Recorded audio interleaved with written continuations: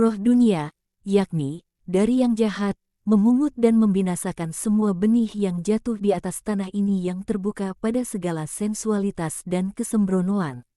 Sudahkah kalian paham? Adakah pertanyaan yang ingin kalian ajukan? Tidak. Kalau begitu kita dapat pergi dan beristirahat dan besok kita akan berangkat menuju Kapernaum. Ada satu tempat yang harus aku datangi sebelum memulai perjalananku ke Yerusalem untuk Paskah. Akankah kita melintasi Arimatea lagi? Tanya Iskariot.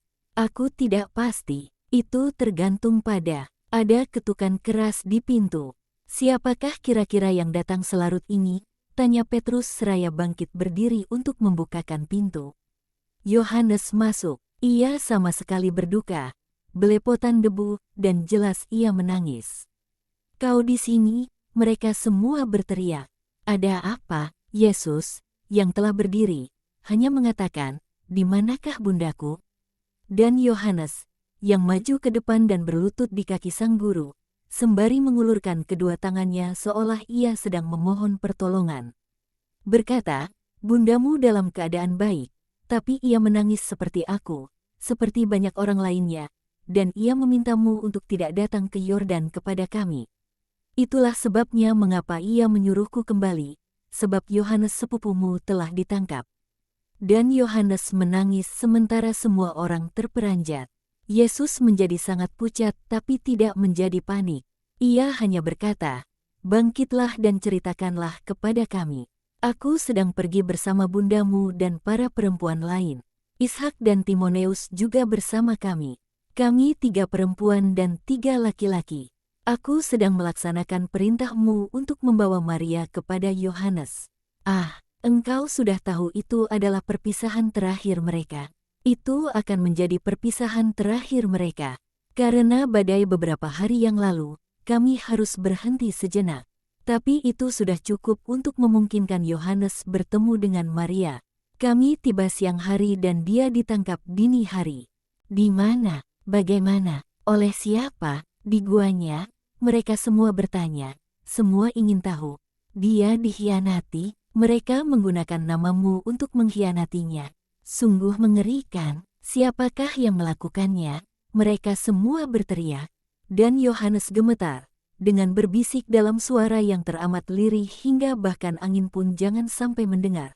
Berkata, seorang dari para muridnya. Kegemparan mencapai titik puncaknya. Sebagian mengutuk, sebagian menangis, sebagian terpaku tercengang.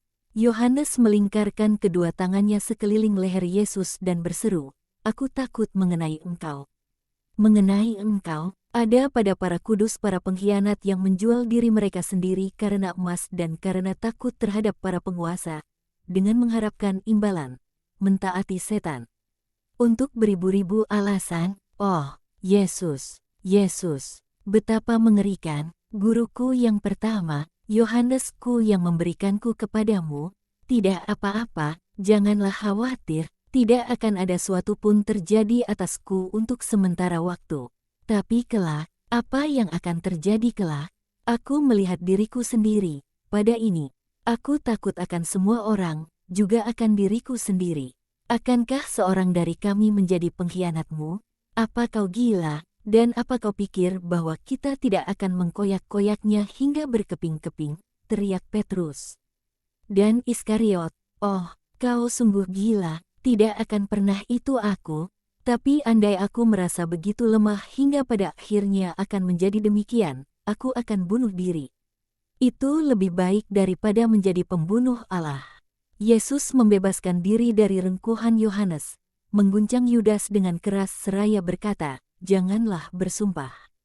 Tak suatu pun dapat membuatmu lemah, terkecuali kau menghendakinya.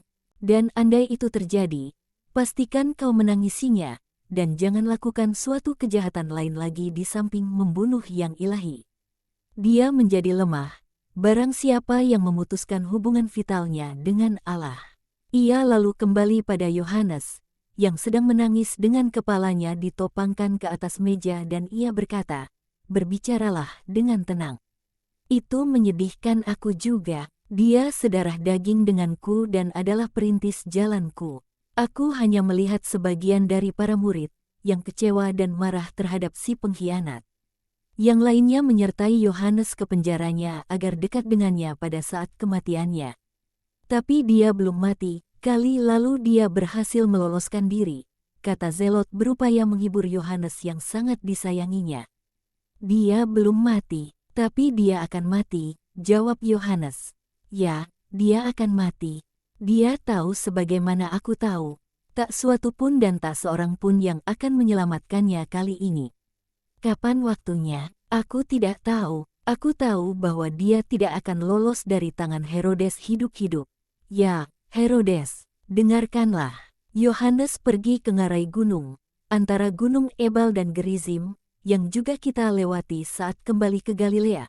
Sebab si pengkhianat berkata kepadanya, Mesias tengah sekarat sesudah diserang oleh para musuhnya. Ia ingin bertemu denganmu untuk mempercayakan suatu rahasia kepadamu.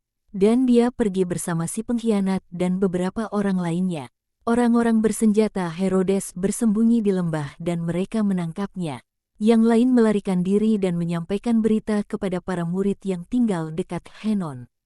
Mereka baru saja datang ketika aku tiba bersama bundamu. Dan hal yang mengerikan adalah bahwa si pengkhianat adalah salah seorang dari kota kita.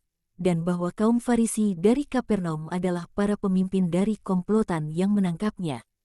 Mereka pergi kepada Yohanes dengan mengatakan bahwa engkau baru saja menjadi tamu mereka dan bahwa engkau pergi dari sana menuju Yudea. Dia tidak akan meninggalkan tempat perlindungannya jika bukan untuk engkau. Hening yang senyap sesudah laporan Yohanes. Yesus tampak pucat pasi, mata birunya yang dalam tampak suram. Ia berdiri dengan kepalanya tertunduk, tangannya masih di atas bahu Yohanes, dan tangannya sedikit gemetar. Tak seorang pun berani bicara. Yesus memecahkan keheningan, kita harus pergi ke Yudea dengan menempuh rute yang berbeda. Tapi aku harus pergi ke Kapernaum besok. Sepagi mungkin, beristirahatlah sekarang. Aku akan naik ke hutan kecil Zaitun. Aku ingin sendiri. Dan ia pun pergi tanpa mengatakan apapun lagi. Ia pasti pergi untuk menangis, bisik Yakobus Alfeus. Marilah kita mengikutinya, saudaraku, kata Yudas Tades. Jangan, biarkan ia menangis, tapi marilah kita pergi keluar diam-diam dan berjaga. Aku takut akan muslihat di mana-mana, jawab Zelot. Ya, marilah kita pergi. Kami para nelayan pergi ke pantai.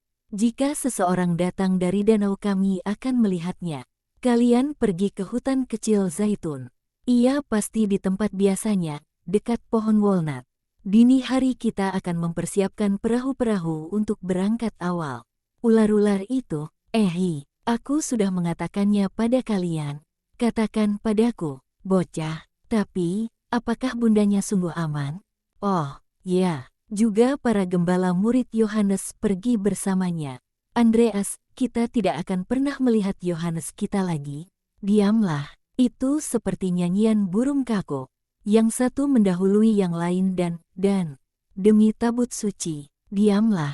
Jika kalian terus berbicara mengenai kemalangan pada guru, aku akan mulai dari kalian. Dengan membiarkan punggung kalian merasakan beratnya dayungku, teriak Petrus yang marah. Kalian. Dia lalu berbicara kepada mereka yang akan pergi ke hutan kecil Zaitun. Bawalah beberapa pentung, beberapa cabang pohon yang besar, kau akan mendapatkannya di gudang kayu, dan berpencarlah dengan bersenjatakan itu. Orang pertama yang datang mendekati Yesus untuk mencelakainya, bunuh dia. Para murid, kita harus berhati-hati dengan murid-murid baru, seru Filipus. Si murid baru merasa tersinggung dan bertanya, apakah kalian meragukan aku? Ia yang memilihku dan menginginkanku, bukan mengenai kau. Yang aku maksudkan adalah para ahli Taurat dan kaum Farisi dan para pemuja mereka. Dari situlah masalah akan berasal, percayalah padaku. Mereka pergi keluar, sebagian menuju perahu-perahu, sebagian menuju pepohonan zaitun di bukit-bukit, dan semuanya pun berakhir.